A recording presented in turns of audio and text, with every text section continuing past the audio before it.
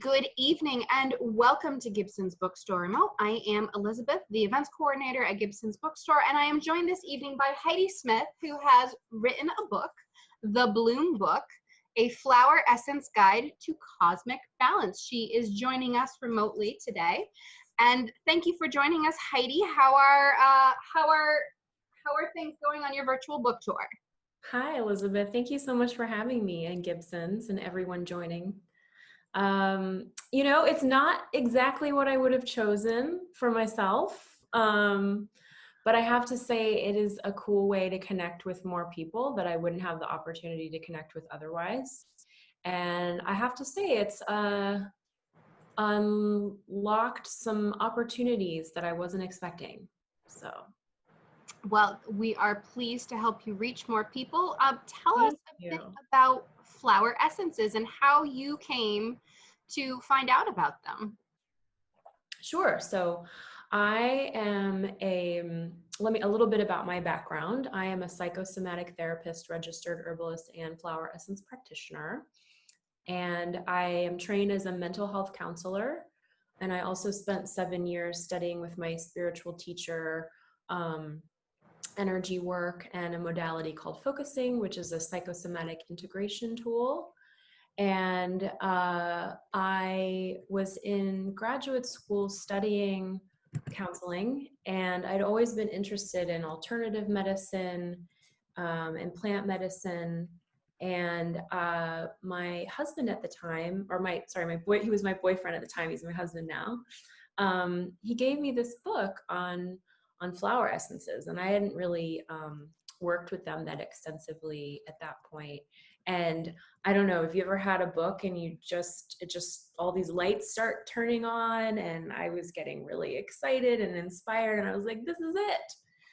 And so that was my introduction to flower essences. And I knew that after getting my training, I wanted to go in a more alternative, holistic direction. So after I finished my master's, then I apprenticed with my teacher, Claudia, and learning flower essences from her. And then I did several other practitioner trainings, and they've completely changed my life and my clients' lives, and just opened so many doors for me. So I'm very excited to be working with this medicine. I'm really excited to be sharing it with you. So, why do you think now is a good time to know about flower essences? Yeah, well, I think that there's a huge interest in holistic and alternative healthcare right now. Also, there's a big trend in returning to the land and earth practices and earth healing. And so it makes sense that this be part of all of that. And we're living in really chaotic times. We're living in times where we need to be very well resourced emotionally, as well as physically, and with our communities, and in harmony with the earth, to be showing up to these times, to be able to not only survive but thrive. And so flower essences, they can do a lot of things for us. They can help us be in greater balance with ourselves and our environments. They can facilitate a lot of healing so that we are more resilient. We can work through things. They're very strengthening. They're very balancing. So these are all things that we need right now, right? So, can you describe a little bit about what a flower essence is if someone is tuning in and they're unfamiliar? When I was unfamiliar with flower essences before I picked up your book, and I was flipping through, and I was surprised to learn that what I expected was sort of the opposite of what they were. I imagined, well, you drink the flower essence and there's like a direct change. Mm-hmm. And when I flipped through the book, I learned that is a mechanical medicine function. It's like you push the lever and like this Yeah. happens. And so that is, you mentioned in a book, a masculine medicinal. Yeah, that's kind of a masculine relationship to healing. So and then whereas flower essences are sort of an assist, support, and they were not, I was flipping through and I was like, this is not what I expected. This is thing. So can you just give us the cliff notes sort of what a flower essence might be for our audience, or Yeah, sure. how it might help? Yeah. Well, I really appreciate you taking the time to spend with my book, and I appreciate your question about what are these and how are they working. And so I consider flower essences to be both plant and vibrational medicine. So plant medicine is the use of plants or herbs for healing purposes. And that can be in the form of herbal tinctures, teas, food is medicine. And it's also vibrational, and vibrational medicine means that it's harnessing the subtle energy of a plant to utilize for healing purposes. And we're working from the belief that these plants are living beings, they're living spirits. And so we have the opportunity to work in relationship with them. So they come in little bottles that look like this. This is a Flower Essence Society flower essence. This is one of the main producers that I talk about in my book. And it's preserved in a little bit of alcohol. It does not have an odor. And you take a few drops under the tongue. That's the traditional way of taking a flower essence. And you would work with it as needed. You can blend them together. And they can also be applied in a mist form. I like to use that a lot in the summer because it's, it's hot and it has another kind of sensory experience. You can add a few drops of essential oil. And they are... Essential oil is not a flower essence. Essential oil is not a flower essence. I'm just showing you how you can use them on your own. But they're super safe to use. They're very low impact on the earth.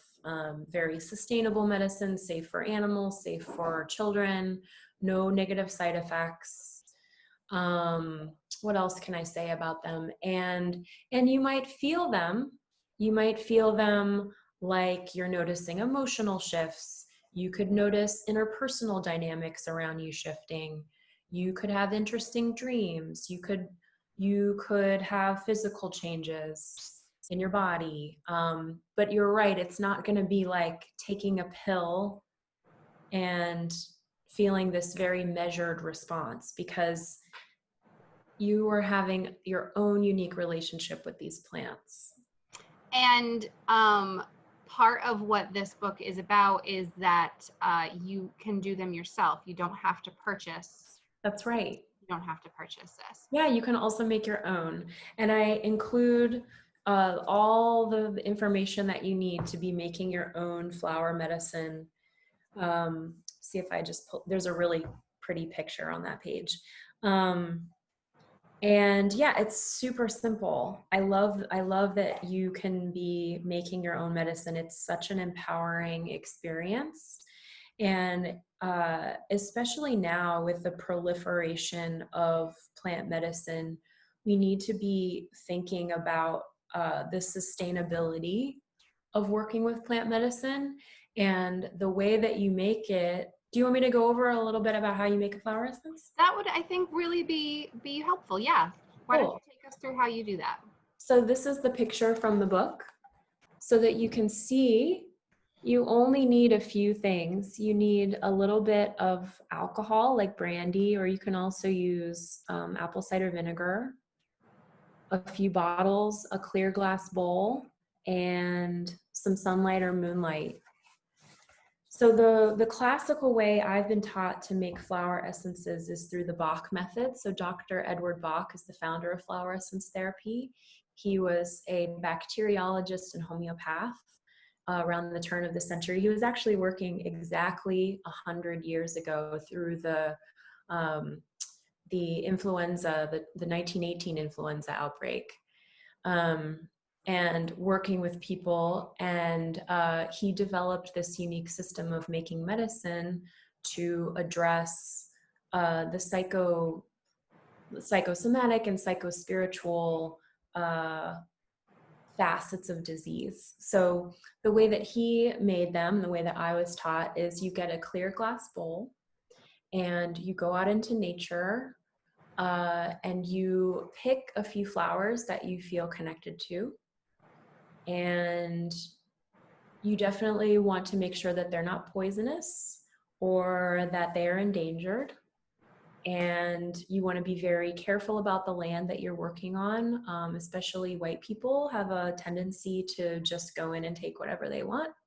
So I talk about cultural appropriation and colonization in my book. I actually have a really nice responsible wildcrafting guide on my website at Moon and Bloom if you have more questions about that. So you pick your flowers, you put them in a bowl of spring water from like the well, if you can get well water, or a glass bottle. And then you let the sun infuse with the flowers in the bowl of water for a little while. And I like to add ritual to this. I like to say a prayer. I ask permission to connect with the plant. And then you take that water and you pour it in a bottle like this with a little bit of alcohol. And then you reduce that again, and then you have your medicine. Super simple. So it isn't, see, again, when I think of medicine, I think you must pick specific flowers. Mm-hmm. So this isn't that a rose petal, will perform a certain task for you. It's not A plus B equals C. Exactly. Yeah, it's not that linear. Now, it's interesting that you bring rose up because I think rose is so every flower is going to have its own healing properties to it. And there's not like a universal rule that says daisies do this and roses do that. But rose, I think, is one of those universal flowers across many traditions and uses that has this connection to the heart. And so I find that working with rose as a flower essence does connect you to the heart chakra. It does have to do with love. So that's an interesting thing to think about. Roses are also edible and non-toxic. Yeah, that's right. So to get back on track, what was writing a book like? Well, this was my first book, so I wasn't sure what to expect. And I found that the actual writing process was really kind of easy for me, which was a surprise. And flower essences were a huge part of my process. I was working with different flowers throughout each part of the writing and the editing. And this book definitely would not exist without the help of the flowers. They were really guiding me. And I found that the sitting down to write was not that difficult, but it was the emotional pieces to showing up to that process, or the emotional work required to, writing about certain things that I felt nervous about, or it was through the editing process that was, brought up some fears for me. It's not the most comfortable thing, getting feedback from your editor. And also the self-promotion is like not my most favorite thing. So thank you for making it so easy here. I feel very comfortable. Put yourself out there and ask people to something of themselves to you. You are giving something of yourself to people as well, but to ask is difficult. Yeah, it's a vulnerable space to be in. Especially when you're talking about, when you're writing about things that are challenging the status quo around healing. And I am getting into topics such as social justice here. So those can be heavier, that can be heavier content, you know? So I really needed to step into my own power and confidence to do this. And that has been really interesting.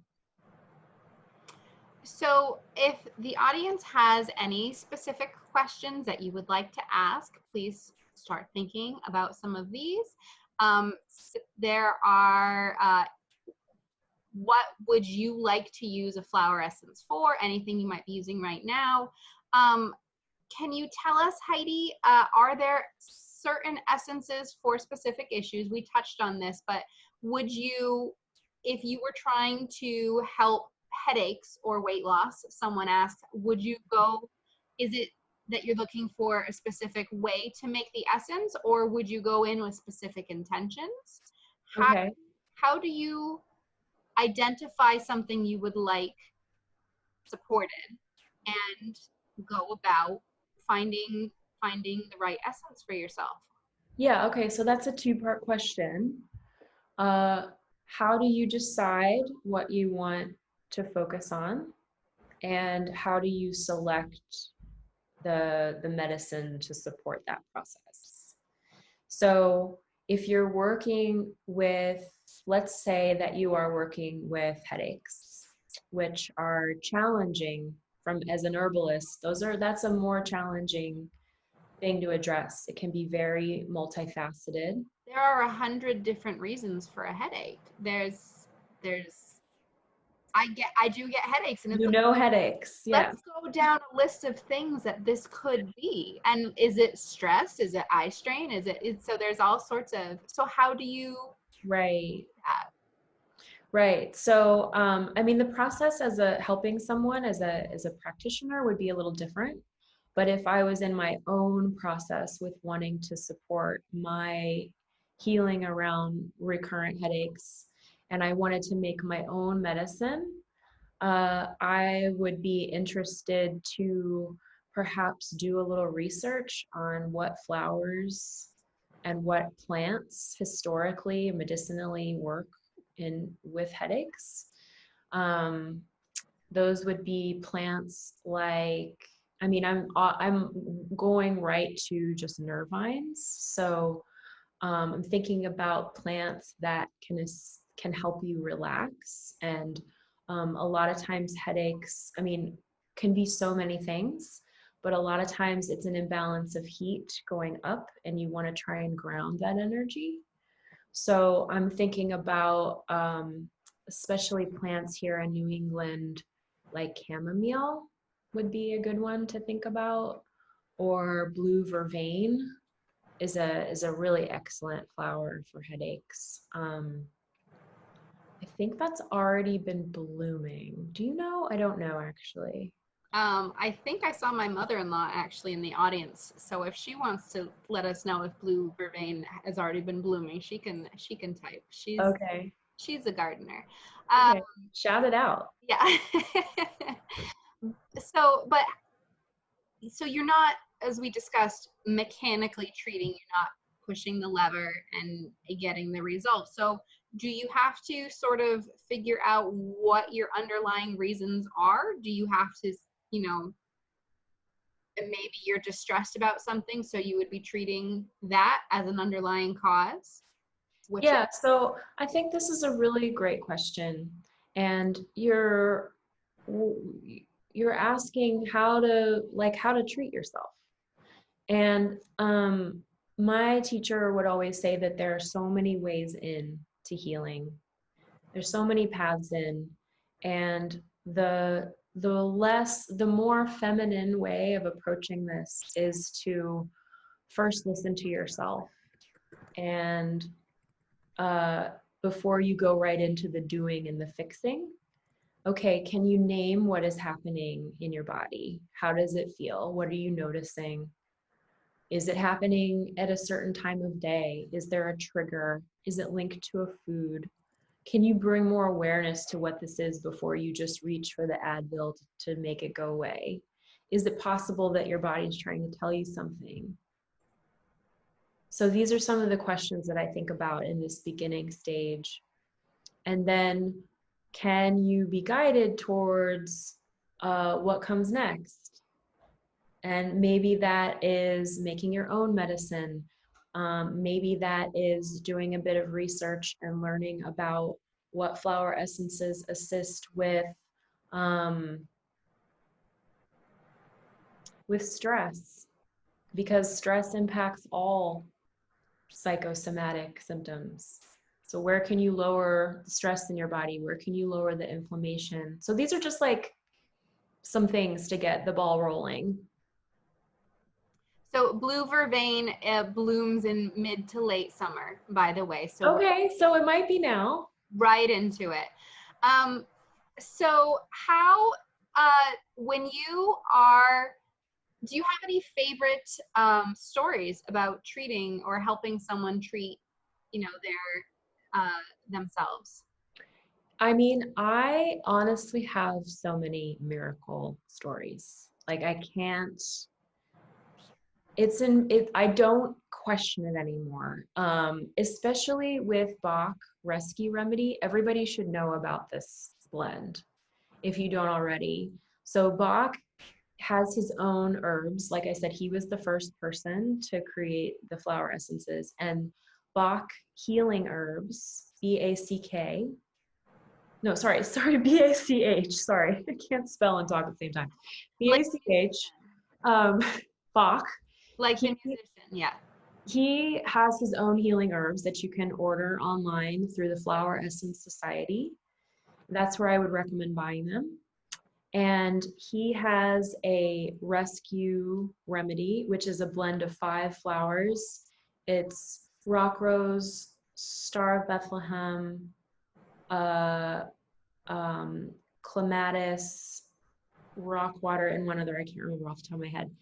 And this is a miracle medicine. Like you should always have this in your medicine cabinet. I keep one on me when I'm traveling. I've given it to people who were in serious accidents, coming out of anesthesia, in shock. Like if something really horrible happens, it's something that you can give someone, and it just helps you stabilize. It helps you come out of it, and it helps you be present for whatever you need to be doing.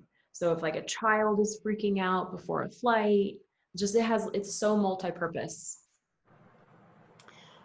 She wants to know, my own mother-in-law, are you a gardener? I know you say you normally are based out of Brooklyn, but if you do garden, perhaps in a window box, what kind of plants do you like to grow? Aw, well, thank you for that question. I am actually not a gardener. This is one place where I feel a little insecure about my herbalism talents. Being an urban herbalist has its challenges. So I definitely grow plants, but growing medicinal plants is not something that I've really opened up into that much. That being said, you can absolutely make flower essences with flowers that you've grown. I did try this out one summer in my fire escape. And one year I grew some Tulsi, which felt really magical. I don't know if anybody's familiar with what Tulsi is. It's holy basil. So it's a very aromatic leaf. It smells amazing. It tastes amazing. It's not And easy to grow. yeah, you can grow it. And it usually goes to seed in the winter, but this particular plant actually I kept it alive for about 18 months. And you can use it as an herb or make a flower essence out of it with the flowers. But it's a wonderful herb for a wide variety of things. It's an immune plant. It is an adaptogen, so it's great for energy levels. It's antidepressant. It has a lot of applications, holy basil. I know you mentioned the rescue remedy. Do you have a favorite to make yourself? Well, there's not one that I'm regularly making at this point. I have so much respect for the producers. The flower essence producers that I've worked with, that I list in my book, have been doing this for decades. And before I start making essences to sell, I really want to spend a lot of time with this craft. But that being said, I do make my own. And there's one that I made actually for the eclipse that happened last month. So a lot of the ancestors, the ancient people, used to harness the different astrological transits. So working with the solstice or the equinoxes, certain eclipses they create more potent medicine. So I was working with the eclipse, and St. John's wort and golden yarrow and rue were all blooming at once. And that felt really synchronous. And so I decided to make a combination essence of all three of those plants. They're all golden flowers. So in the doctrine of signatures, that means that that has a significance that shows us how they're healing, and they connect us with our solar plexus. And the solar plexus represents your will, your confidence, your ability to manifest. And also, those are all very protective plants. They're all very magical in the wise woman healing tradition. So there's this essence that I've been taking for a while now that I made. It has this energy to it of feeling safe and feeling protected from your own will forces. How has your life changed from in the before to now? How has it changed in tangible ways, or just are you more comfortable or happier? How has flower essences affected your life? So how have they affected me, like broadly since I've been using them, or just this one that I've been taking? Broadly. Well, I think that they've completely changed the trajectory of my life, like 100%. They, again, going back to this idea of like, what are the ways in to healing? What are we being invited to explore? Where do we feel inspired? I 100% feel like I'm working in alignment with the medicine that I'm supposed to be. This is my life's work. And so when you step into that alignment, everything shifts. So job changes, moving, relationships. A lot of that change was not so easy. You know, a lot of transformation is not that comfortable, right? But I'm definitely up for it, and so much abundance, so much abundance. I mean, I didn't even ask for this book deal. Someone offered it to me. You know, that's crazy. So I will remind our audience, if you have more questions for us, there comes one in. Now is the time to send them in. The Native American tribes have made extensive study of natural and herbal medicine using plants and minerals as well as other natural minerals. Have you studied much of this cultural relationship with nature and health? Yes, you have. Can you tell us more about this? Yes, thank you for that question. I have much reverence for the Native American traditions, and flower essence therapy is kind of born out of the alchemical tradition. So that's connected more to the Middle East, and then the way that the practice of alchemy evolved through ancient Greece and Europe. And then plant medicine, I'm a Western trained herbalist. So that evolved, my ancestry, I'm a white woman. Um, so I feel connected to the European and the British Isles traditions. Um, that being said, I learned under people who are trained also as Western herbalists. So that is a blend of the eclectic tradition in America, which is connected to the Native American tradition, and also a blend of the European and English, British. Um, so a lot of the eclectic tradition and the Native American, I mean, that's a very broad term. But there was an emphasis on working with roots. There is an emphasis on working with plants very cyclically. So working with them as they are blooming or as the roots are going down into the earth. There's a season for everything. And also they don't work with alcohol. So there's no, they work with the food as the medicine or teas, or they burn it. That's another common way to work with plants in some of the Native American traditions. In New England here, I'm on Abenaki, and sorry, I'm just trying to stay in the light. I'm on Abenaki and Pennacook land here. And so those are two of the tribes that I've learned a lot about since being here.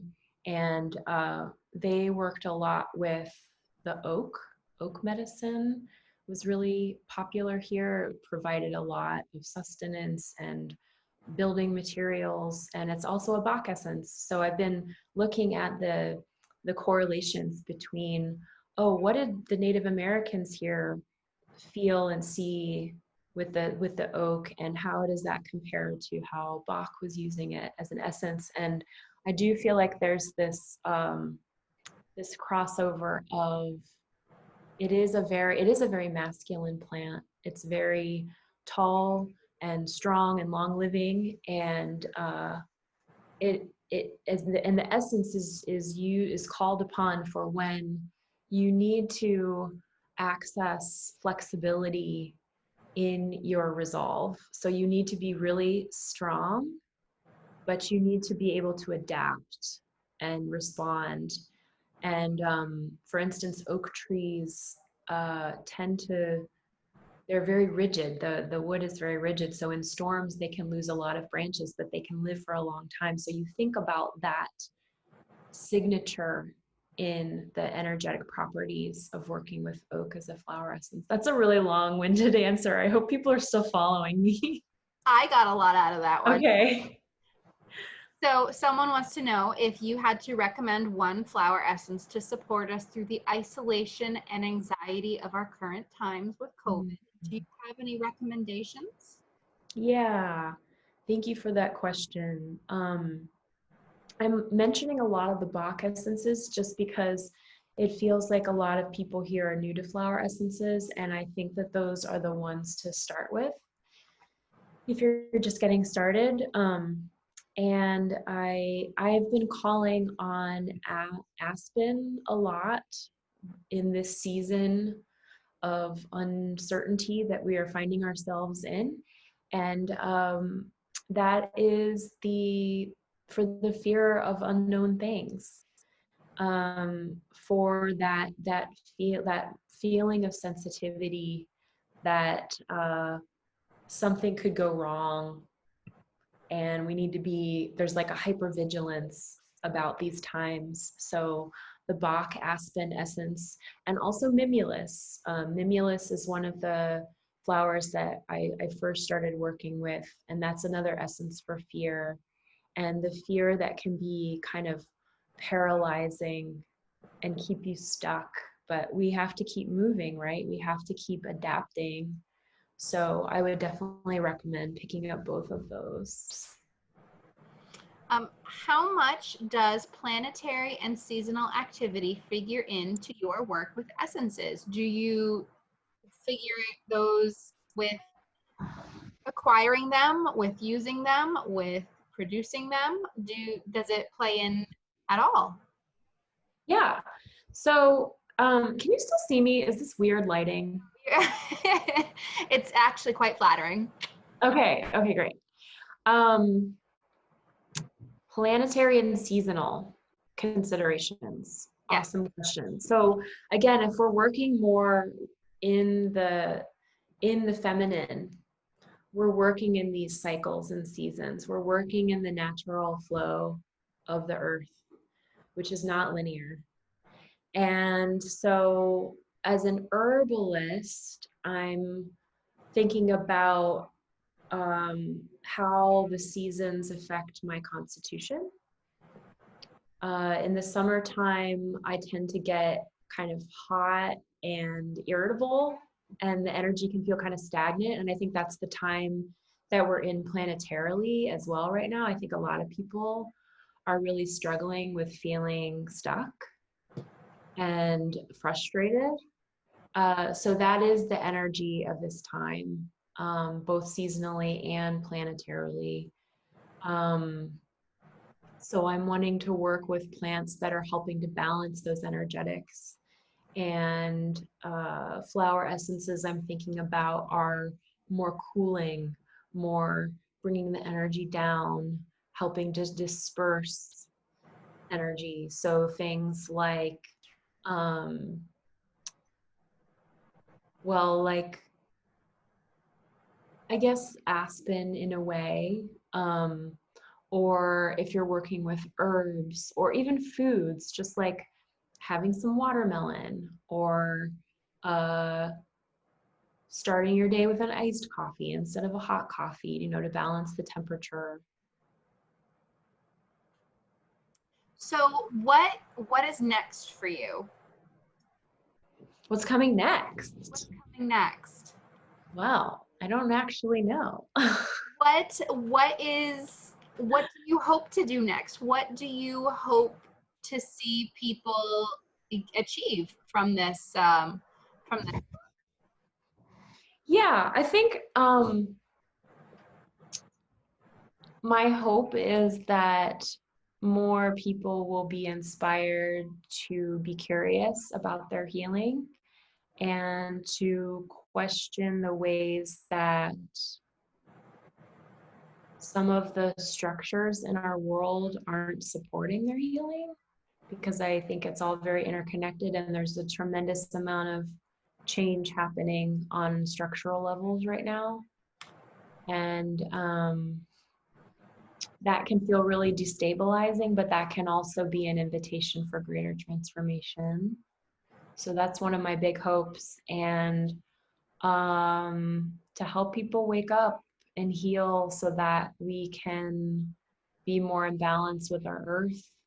The earth is asking us with increasing urgency to care and to make more sustainable decisions about taking care of yourself and each other and the plants and the animals and the elements. So I hope it inspires that change. Ooh, I hope it inspires that change. So I will take this moment to remind people that the Bloom book is available from Gibson's Bookstore. We do offer shipping and curbside pickup, and you have sent us graciously signed book plates, which we are happy to include with each book. Someone has asked, who asked you to write the book? And how did they find you? So this is a really interesting part of this. So this was about 4 years ago now. And so I used to work in publishing, magazine publishing. I used to work at Vanity Fair, and I had some friends there who knew that I had switched careers and asked me to be part of an article on alternative healing. And it was great press. And a publisher approached me about doing a book, and their name was Sterling. And I probably shouldn't say that, but whatever, it doesn't matter. They were not the right publisher for me, and I was very new to this process, and I also didn't have an agent, so I didn't make a very good deal, and I ended up needing to dissolve that agreement and give back my advance for that book. And that was a very challenging situation. Also, a lot of help from the flowers through that. And then I took that book back because I knew this wasn't a safe place for my book.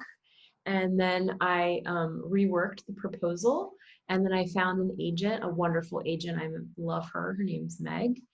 And then we shopped the book around to other publishers, and I had a really great experience with Sounds True. They're amazing. They publish a lot of books on health and wellness and consciousness. And so that is how I got to this book here.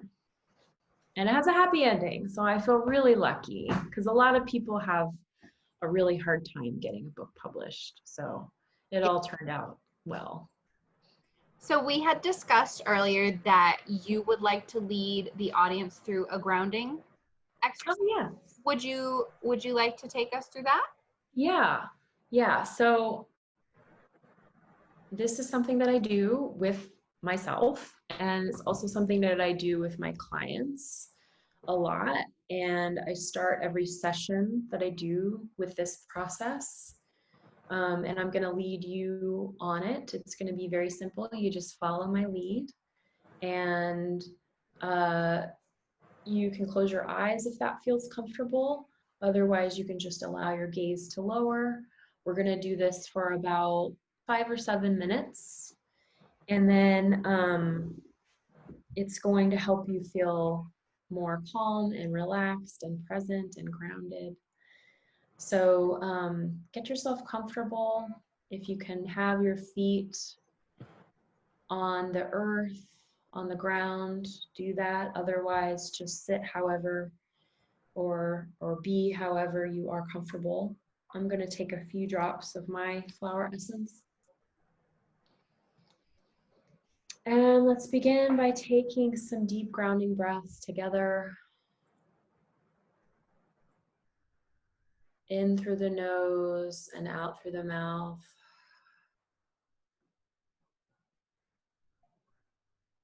Gently allowing your breath to expand and release inside your chest.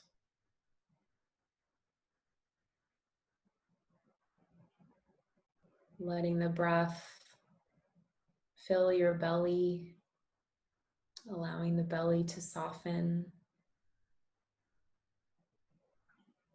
And I really encourage you to stay with me through this, even if it feels uncomfortable or you don't totally understand. See if you can challenge that edge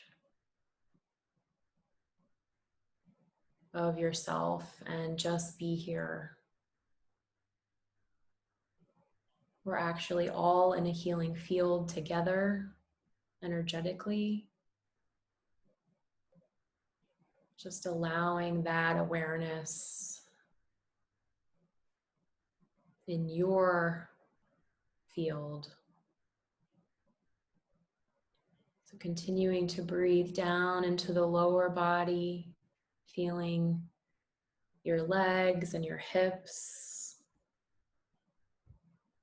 feeling the bottoms of your feet opening up and connecting with the earth.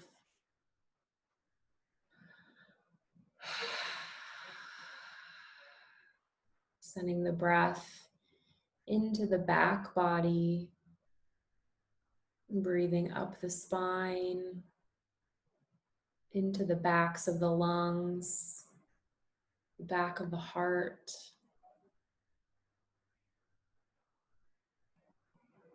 Breathing up into the head and the neck, sending the breath into the shoulders, down the arms, into the hands. And seeing if you can allow the breath to move into any spaces that are feeling tight or like they're gripping. Breathing into the face, the space behind your eyes, the temples, allowing your jaw to release, and breathing into the front body once again, the throat, the chest, and gently resting your awareness in your heart space.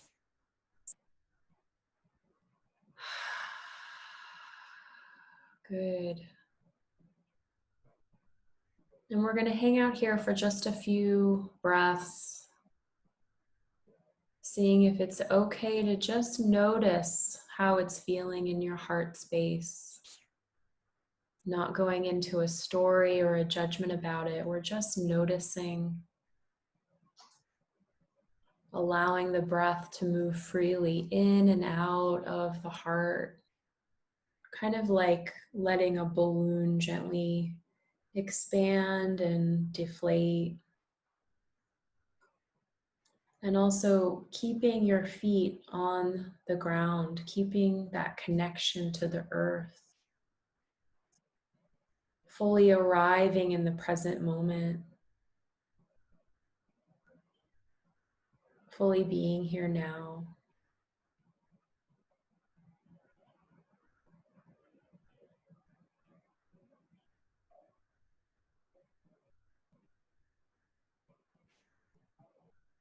And if you still feel okay to be in the space, we're going to do a few rounds of square breathing. And if this feels too intense, you can always open your eyes and just focus your gaze on the ground and follow along. But see if you can follow me. We're going to do 4 rounds of square breathing. It's really simple. We're going to do equal counts of inhalation through the nose, holding, then exhaling through the mouth and holding. This is also called the box breath. You can visualize a square or a box, and this is in sacred geometry, this is a very stable structure. This is a very grounding and stabilizing and presencing breath. So we're going to begin by taking a big inhalation through the nose and letting it all out through the mouth. Good. And inhaling 4, 2, 3, 4, and hold. 2, 3, 4. Exhale. 2, 3, 4, and hold. 2, 3, 4. Inhaling. 2, 3, 4. Hold. 2, 3, 4. Exhale. 2, 3, 4, and hold. 2, 3, 4. Inhale. 2, 3, 4. Hold. 2, 3, 4. Exhale. 2, 3, 4, and hold. 2, 3, 4. Last one. Inhale. 2, 3, 4, and hold. 2, 3, 4. Exhale. 2, 3, 4, and hold. 2, 3, 4. Big inhale. And let it all out through the mouth. Good. So let's take just a few more moments to notice now how you feel in your body. Do you notice any changes physically, or emotionally, seeing if it's okay to just notice how you're feeling in this moment. And slowly begin to bring your awareness back to the room and open your eyes.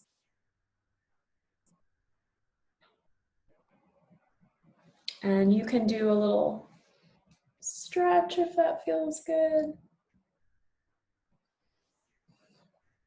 So I hope that that felt supportive and relaxing for people. Breath work is something that I talk about in my book. One of my contributors, Jenny Patterson, leads a breath work exercise. It's a great complementary modality to work with flower essences. Well, I feel grounded. I do. I was trying to think of words to describe when you were like, how do you feel? And I'm like, I feel like relaxed and present. And oh, that's literally the word, grounded. Okay. So Amazing. you do very good breath work leading. So Thank you. So thank you so much for joining us this evening and for educating us on flower essences. Your book, The Bloom Book, is available at Gibson's Bookstore. Did you have anything else that you wanted to tell us before we leave? Maybe I'll just remind people that ways to connect with me if you're interested. My website is moonandbloom.com.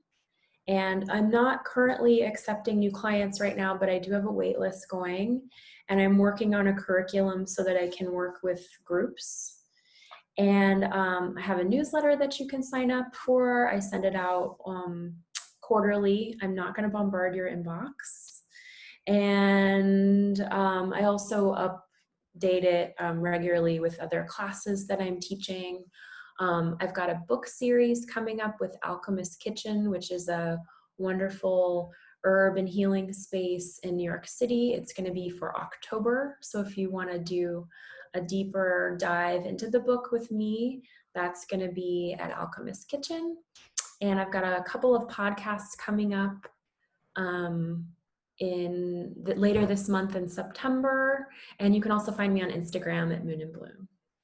And that website, one more time, is moonandbloom.com, including your responsible wildcrafting guidelines, which you mentioned earlier, are also on your website as well. So thank you, everybody who joined us from home. Yeah, thank you so much for joining us from the next state over. We look forward to hearing from you again. Thank you so much, everybody. Have a great night, everyone. Bye.